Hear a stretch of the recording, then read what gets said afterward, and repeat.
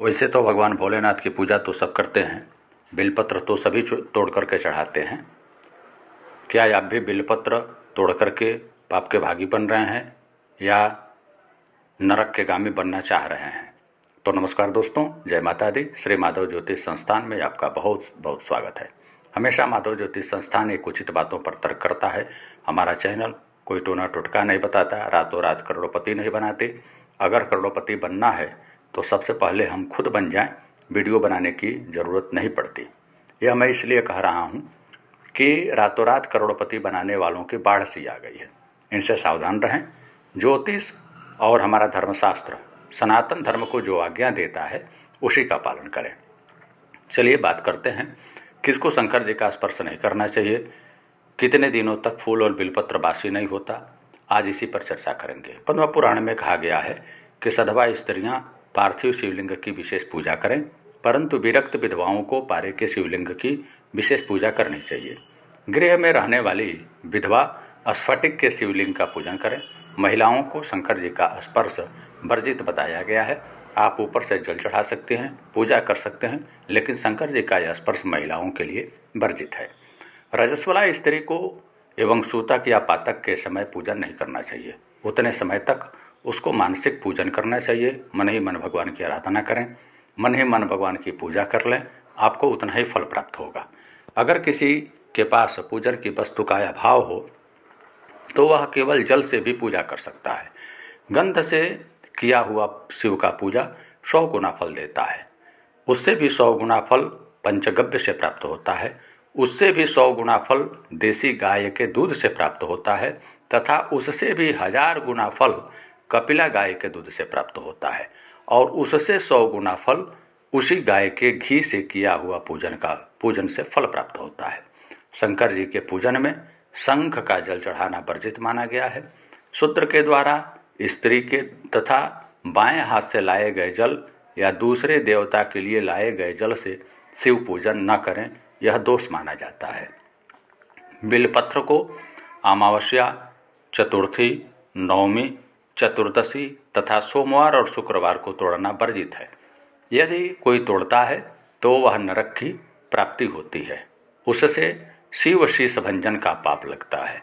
यदि बिलपत्र न मिले तो बासी या सूखे भी चढ़ाए जा सकते हैं अथवा दूसरों के द्वारा चढ़ाए हुए बिलपत्र भी धो करके पुनः दोबारा चढ़ाया जा सकता है। माली के घर 1 महीने तक तुलसी पत्र, 40 दिनों तक बिल्वपत्र और 3 दिन तक कमल का पुष्प बासी नहीं होता, उसे पूजा में प्रयोग किया जा सकता है। तथा गंगाजल बरसों तक भी बासी नहीं होता। बर्फीले पहाड़ों में यदि बिलपत्र न मिले तो पुराने बिलपत्र या बिलपत्र का चूर्ण से भी शंकर जी का पूजन किया जा सकता है। पद्म पुराण में कहा गया है कि फूल के मुख को मुख के साथ जोड़ करके चढ़ाना चाहिए। फूल के मुख को भगवान के तरफ करके और डंडी अपनी तरफ करके ही चढ़ाना चाहिए। तुलसी, बिलपत्र आदि को उल्टा करके ही भगवान पर चढ़ाएं। चोरी की हुई पूजन सामग्री से, फल आदि से पूजन करने पर कोई देवता प्रसन्न नहीं होते, बल्कि उसका पाप लगता है तथा स्वयं तोड़ करके बेलपत्र चढ़ाने से अधिक लाभ की प्राप्ति होती है। पूजन सामग्री किसी से मांगनी नहीं चाहिए। बाएं हाथ से सामग्री उठा करके देवताओं को भी नहीं चढ़ाना चाहिए। पुरुष को वैसे सिले हुए वस्त्र को पहन करके भी भगवान की पूजा नहीं करनी चाहिए। ऐसा करने से पूजा निष्फल हो जाता है। 1000 धतूरे से पूजन करने पर जो फल प्राप्त होता है वह एक बैगन के फूल से तथा 1000 बैगन के फूल के बराबर एक अपमार्ग का फूल होता है तथा 1000 अपमार्ग के फूल के बराबर एक नीले कमल के फूल से फल की प्राप्ति होती है। तुलसी दल मात्रेण जह करोति शिवार्चनम कुलैक विंसा मुदधृत्य ही सादरम शिवलोकम महीयते। जो केवल तुलसी दल मात्र से शंकर जी का पूजन करता है वह 21 पीढ़ियों को शिव लोक में ले जाता है। किसी भी देवता को समर्पित की हुई वस्तु, देव निमित्त आया हुआ धन, नैवेद्य, चंड के अधिकार में आई हुई वस्तु, मूर्ति से बाहर डाली गई वस्तु यह 6 प्रकार की निर्माल्य कहा गया है। देवता के नाम अर्पित किया हुआ धन, मकान, जमीन, जायदाद, सोना, चांदी, रत्न आदि देव द्रव्य हैं। देवता के लिए संकल्पित किया हुआ पत्र, पुष्प, फल आदि नैवेद्य कहा जाता है। इनकी चोरी करने पर व्यक्ति कभी भी न छूटने वाला नरक को प्राप्त होता है।